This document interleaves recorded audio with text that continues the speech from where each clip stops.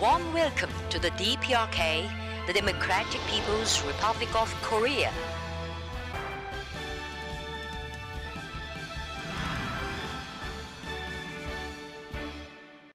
Salutare lume! Ce faceți? Eu tocmai ce am terminat o zi plină, dar știți ce aia plină? Am văzut o mulțime de lucruri, unul mai impresionant decât celălalt. A fost super, cu toții ne-am distrat de minune. Am ajuns la hotel super obosiți, dar și super încântați și entuziasmați de cele văzute. Așa că nu vă mai rețin și haideți să vedem ce am făcut și am văzut astăzi. Așa a început ziua mea, cu un mic dejun copios și sățios. Aceasta este sala de mese unde luam micul dejun. După cum puteți vedea, am avut o mulțime de opțiuni culinare, surprinzător, nu? Și singurul lucru ce ne lipsea, dacă pot să zic așa, au fost fructele. La fructe nu aveam decât o singură opțiune și anume merele.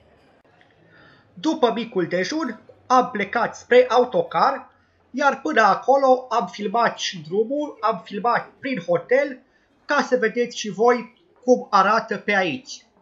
După cum puteți vedea, avem tot felul de magazine unde poți cumpăra tot felul de suveniruri.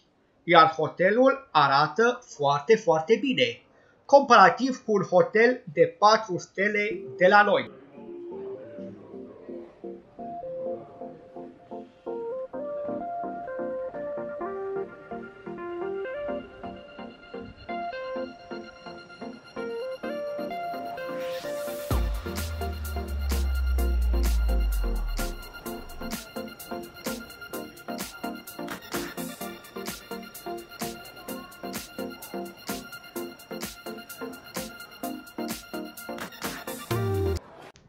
Și așa arată hotelul văzut de afară. Este un hotel foarte mare, de 47 de etaje, aflat chiar pe malul râului Taedong. Soarele deja răsărise și anunța o zi superbă, numai bună de vizitat, ceea ce am și făcut.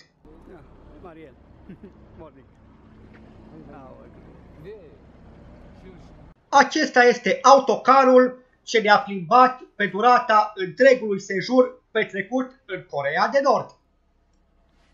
Korea, we call it the President Kim Il-sung, General Kim Jong-il, and Marshal Kim Jong-un. Yeah.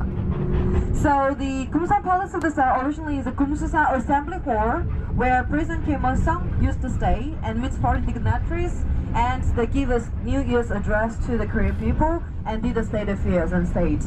But now, after President Kim Il-sung passed away, we changed the name like Kumsusan Memorial Palace, where President Kim Il-sung lies in state. At the time, our Korean people want General Kim Jong-il to stay there, like President Kim Il-sung. But President Kim Il-sung said, like General Kim Jong-il said, that that building was for our President Kim Il-sung, so it should be the eternal building for our president. So at the time, we call it Kumsan Memorial Palace. But after General Kim Jong-il passed away to a deep regret suddenly on December 17th, 2011, we renovated the building again and then changed the name like Kumsusan Palace of the Sun, where President Kim Il-sung and General Kim Jong-il lie in state. So here Sun means we regard our country's leaders are son of Korea, so we call it like Kumsusan Palace of the Sun. So here Kumsusan means that the building is at the foot of Mount Kumsu, means golden embroidery mountain, so named after the mountain we call it Kumsusan Palace of the Sun. Yeah. So that place is not a normal place. It's a place, very special place that the bus will be saved like yesterday. And in the palace and out of the palace, there is nothing to buy. You don't need to pay any money. You don't need any money. So please leave everything on the bus. The bus will be safe. Phones, we will switch them off. Turn the phone off, and we will collect the phone in one bag. And then cameras, you can bring your cameras with you. So only camera? No, camera, cell phone is okay, but we will collect the cell phone is one bag. Yeah, then the tour guys will bring the cell phone, and cameras you can bring with you. Okay, but this is a camera. Yeah, that's why when we go inside, we will keep them all the clock room. But after that, we will get the cell phones and cameras from the clock room. Oh, the camera also stays. Yes. So no pictures, right? Yeah. Okay.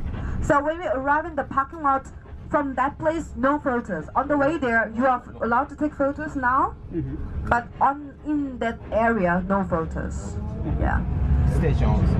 Yeah, still okay taking photos now.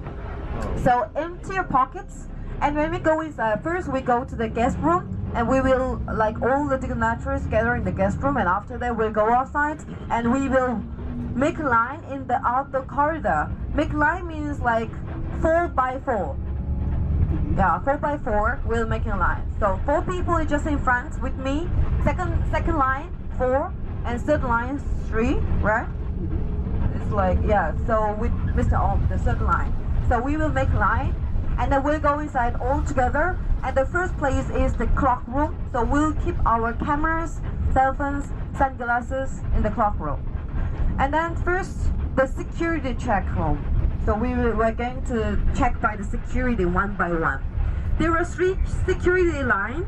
So the left one and the middle one, left one and middle one. The left corner one and the middle one is for men, and the right one is for women. Yeah, so we will just like security check. After checking by the security one by one, please make a line again, 4 by 4, and we'll go inside the group. And we're going to take the travelator. So in front you see the Arch of Triumph. So where the President Kim also made a triumph speech before the Korean people after liberation from the Japanese occupation. So we're going to visit this place later. I mean, tomorrow we're going to take photos in the daytime, like on the spot. And in Korea, the rush hours is from 6 a.m. to 8 a.m. and from 6 p.m. to 8 p.m. And the working hours is from 9 o'clock until 6 p.m. So for 8 hours work, and from Monday to Saturday. Sunday is only the weekends for Koreans. And the main transportation in Korea is first our tramcar, trolleybus, double-deckers, metro, and commuter buses. On the right side, you see the amusement park, Fun Fair, and the tall tower is there. There is TV tower. We will go to the amusement park or not? Yeah, we'll go to amusement park later. Later. What are the biggest sports? If you were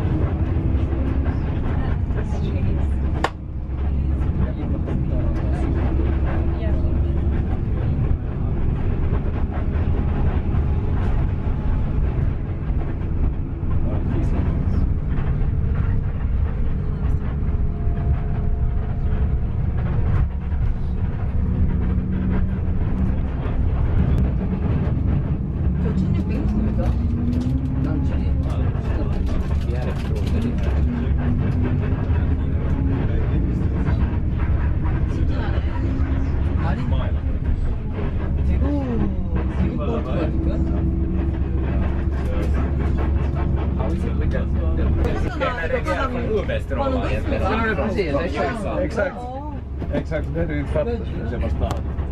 Kato malas 뛰면서 또 나한테 손절 맡기고 왔단 말이야.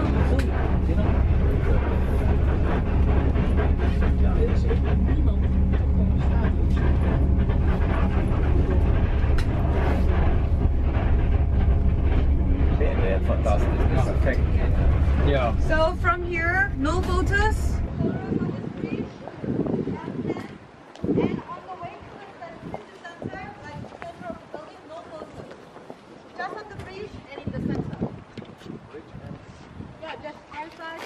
Tocmai ce ați văzut, o parte din orașul Pyongyang, așa cum am văzut-o eu din autocar. În acest moment al zilei, noi ne-am îndreptat către Palatul Soarelui Kumsusan. Ați auzit la începutul videoului cum a prezentat ghida noastră Kim acest loc. Dacă vreți să aflați mai multe despre Kum Susan Palace of the Sun, atunci uitați-vă pe Wikipedia și o să aflați toate informațiile dorite. Eu vreau să vă spun cum a fost experiența mea acolo. Cum s-a văzut acest loc din punctul de vedere al unui turist. În primul rând că nu poți să faci poze acolo. Am predat camerele și telefoanele mobile încă de la intrare. Apoi, aliniați frumos, în rânduri de câte 4 persoane, am intrat încolonați în această clădire, care este imensă. Mai întâi am trecut de controlul de securitate și vreau să vă zic că a fost foarte strict, mai ceva ca la aeroport. Am fost controlați din cap până în picioare și chiar am trecut pe lângă un perete care sunt sigur că era un aparat de scanare cu raze X. Așa că cineva mi-a văzut creanga și nucile. Dar asta e. După controlele de securitate, am mers mai departe și a urmat un hol imens pe care am mers pe un travelator, adică pe un dispozitiv de acela care există și în aeroporturi, știți voi, care te ajută să mergi mai repede. Iar pe acel culoar imens găseam poze din viața de zi cu zi, din activitățile cotidiene ale celor doi lideri care își duc somnul de veci în acel mauzoleum. Știți voi, propagandă comunistă, așa cum a fost și la noi pe vremea ceaușistă. După ce am trecut de acest hol, am vizitat mai multe încăperi. Nu mai știu exact ordinea, dar asta am văzut acolo. Am văzut o încăpere în care erau adunate la oaltă toate medaliile și toate diplomele pe care le-au primit cei doi conducători în timpul vieții lor. Fiecare avea încăperea lui, o încăpere mare, plină ochi. Bineînțeles că cele mai multe erau din Rusia, Iugoslavia și alte țări comuniste sau totalitariste. Însă, ce m-a mirat a fost că nu am găsit vreo medalie sau vreo diplomă și din România. Și credeți-mă că am căutat, chiar m-am uitat special să văd dacă au primit ceva din România. Păi și nu am găsit. Eu cred că au primit, dar am omis eu, nu am văzut. Poate nu au primit, cine știe, habar n-am. În fine, să trecem mai departe. Apoi am văzut două încăperi care m-au impresionat. Și anume, într-una se afla un vagon de tren. Imaginați-vă, dita mai vagonul de tren într-o încăpere. Era vagonul de tren folosit de fostul lider în călătoriile sale cu trenul prin țară și prin lume. Băi, deci eu nu-mi explic cum au pus dita mai vagonul de tren acolo. Cred că, nu știu, au construit încăperea în jurul lui sau habar n-am, nu-mi explic. Dar foarte tare. În altă încăpere au pus mașina personală cu care a călătorit de-a lungul vieții. Iar în altă încăpere, barca cu care a călătorit. Băi, ești nebun? Deci au pus vagonul de tren, mașina și barca, fiecare în încăperea ei, pentru ambii lideri. Băi, foarte tare! Și apoi, în sfârșit, am văzut camerele în care se odihneau cei doi lideri. Și vreau să vă arăt un pic ce s-a întâmplat acolo. Am intrat în acea încăpere, iar în mijlocul ei se afla sarcofagul. Și am mers acolo frumos, aliniați câte 4 și am făcut următorul lucru.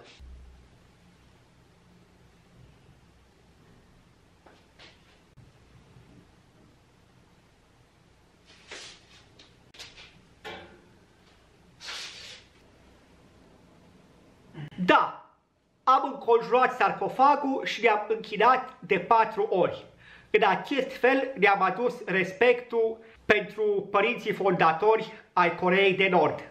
În încăpere mai erau și 4 militari, câte unul așezat în fiecare colț, iar atmosfera era foarte solemnă și încărcată. De fapt, ce pot să zic, eram într-un mormânt.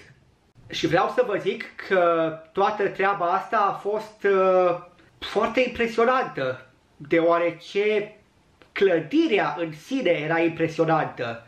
Îmi pare rău că nu se pot face poze și nu pot să vă arăt, și pentru că știu că voi acum nu înțelegeți nimic din ceea ce vă zic eu.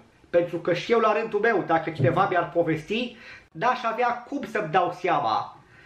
Trebuie să fii acolo ca să vezi cum lumina se reflectă pe pereții de marmură, să-ți auzi sunetul pașilor pe podeaua de lemn, să te uiți cu mirare la ușile uriașe din lemn masiv, încrustate cu pietre prețioase, să vezi o mulțime de oameni, toți îmbrăcați frumos, cum vin încolonați și își arată respectele pentru părinții fondatori ai patriei și așa mai departe. Și bineînțeles că tu, ca un străin, stai și te gândești, bă, oare oamenii aceia vin pentru că așa vor ei sau pentru că sunt obligați? Bineînțeles că această întrebare am pus-o ghidului și mi-a spus că ei vin acolo pentru că așa doresc. Mai mult de atât, nu știu ce să vă zic. Un singur lucru interesant mai pot să vă zic, și anume că doar după ce împlinesc vârsta de 17 ani au permisiunea de a vizita acel loc. Iar pentru ei, ci că ar fi o mândrie să ajungă la vârsta de 17 ani și să poată veni pentru prima dată și să viziteze și să-și arate respectele către părinții fondatori ai patriei. Oricum, dacă vreți să vorbim mai multe pe acest subiect, lăsați-mi întrebările voastre în comentarii și vă răspund cu plăcere, vă spun tot ceea ce știu. Însă, înainte de a mă întreba ceva, vă rog doar să citiți pe Wikipedia articolul despre Kum Susan Palace of the Sun și abia apoi, dacă mai aveți lămuriri, întrebați-mă și vă răspund cu plăcere.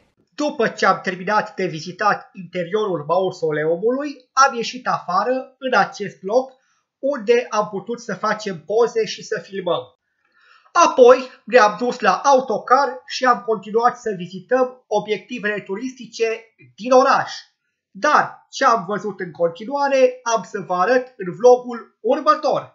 Acesta a fost vlogul de astăzi, acesta a fost Kum Susan Palace of the Sun. Eu sunt Adi Vlog, v-am pupat și până data viitoare vlogul l-am încheiat. Pam, pam! Mua! Dacă ești nou pe aici, atunci nu uita ca înainte de plecare să apeși butonul de abonare ca să ai ce viziona în continuare.